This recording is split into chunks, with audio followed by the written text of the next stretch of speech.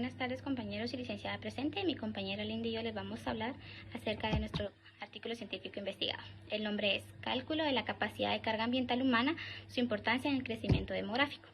La carga ambiental es un dato muy importante, ya que prácticamente es cuántas personas pueden vivir con los servicios básicos en un lugar geográfico en específico.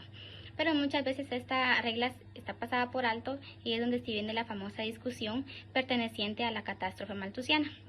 Sin embargo, este artículo rechaza esta teoría, ya que indican que no se tenía en cuenta las nuevas industrializaciones que hay, las innovaciones que el ser humano ha hecho para poder subsistir, como por ejemplo las innovaciones en la agricultura y en otras áreas. Pero sí existe como tal un límite en los lugares geográficos para poder dar los servicios básicos y dignos a un ser humano. Y es por eso que se hace la siguiente pregunta. ¿Tienen los seres humanos una capacidad ambiental? Y si es así, ¿se puede calcular? En el artículo proponen una posible ecuación para poder calcular la carga ambiental. También indican que esta ecuación no está exenta de errores, ya que es una estimación también y que más adelante se pueden hacer mejores aportaciones. Para esta ecuación utilizaron varias variables, ya que no solo se puede utilizar el número de pobladores que habitan en ese lugar.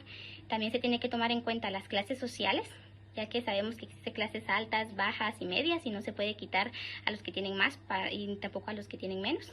También se tomó en cuenta que no se puede repartir de forma exacta el área geográfica, ya que existen áreas que no se pueden habitar por ser áreas no dignas, como áridas o imposibles para habitar para un ser humano, como pantanos, entre otros. El factor de productividad por tipo de ecosistema, que es el cuadrito que vamos a estar viendo por acá.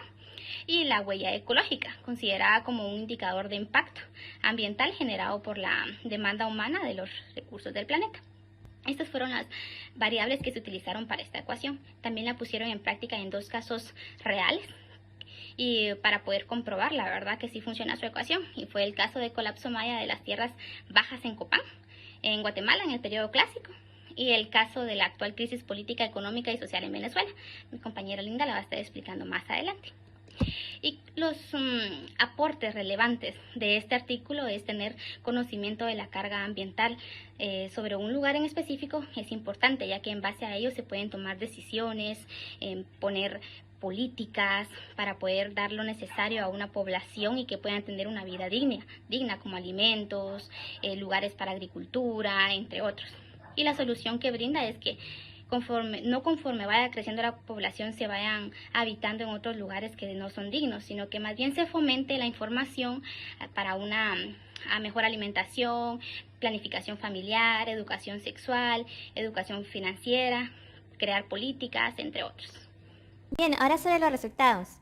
Eugene Odum, conocido como el padre del ecosistema ecológico, nos dice que un ser humano necesita como mínimo un 0.00125 kilómetros al cuadrado exportable para obtener las calorías necesarias para sobrevivir durante un año, un 0.00475 kilómetros al cuadrado para aportaciones de proteínas, vitaminas, grasas y minerales, un 0.004 kilómetros al cuadrado para producir productos cotidianos tales como papel, telas, etc.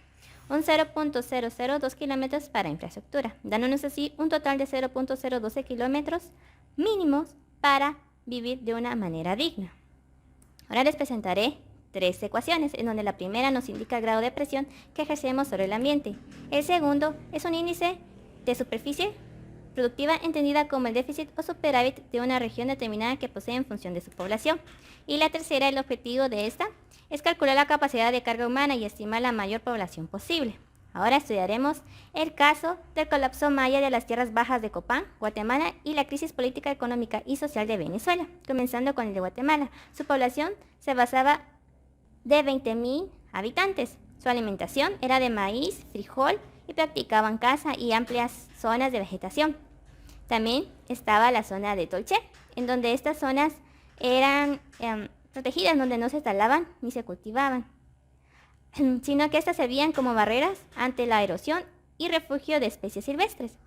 Entonces, esta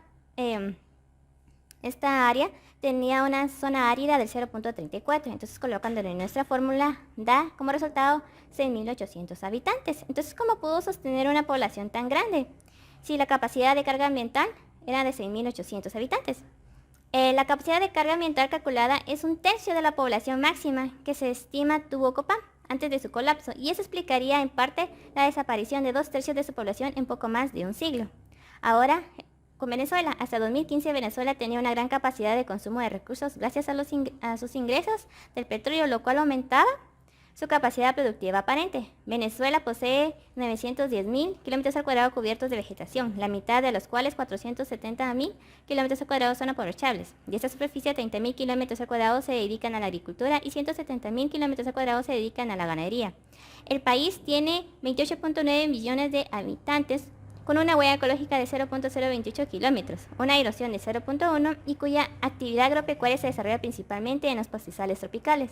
Bajo los límites de vida digna, Venezuela debería poder soportar una población de 40.5 millones de habitantes, pero debido a que en la realidad solo destina 200.000 kilómetros al cuadrado a actividades agropecuarias productivas, su capacidad se ve reducida a 17.333.214 habitantes. Entonces, en conclusión, la mayoría de estos países se ha excedido la capacidad de sostenimiento ambiental de su territorio, lo cual demuestra que una parte de sus recursos se origina en la importación o una exportación excesiva de su propio territorio.